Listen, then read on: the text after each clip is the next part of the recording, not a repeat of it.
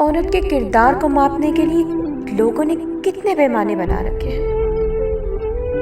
عورت کا لباس، عورت کی آواز، عورت کے ہاتھ پاؤں، عورت کی شکل و صورت، عورت کے ہاتھ سے بنی گول روٹی، اس کے ہاتھ سے پکے کھانے کا نمک، اس کے ہاتھوں پر چڑھا مہندی کا رنگ، اس کا خاندان، اس کی ماں، اس کے خاندان کے معاشی حالات، اس کا ڈاکٹر ہونا یا اچھی ملازمت کرنا۔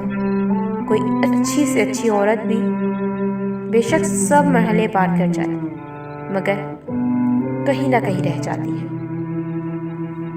سوچتی ہوں مردوں کے کردار کو ماپنے کا کیا آلہ ہے؟ اس کا صرف اچھی ملازمت کرنا اس کے سب عیبوں پر کیوں پردہ ڈال دیتا ہے؟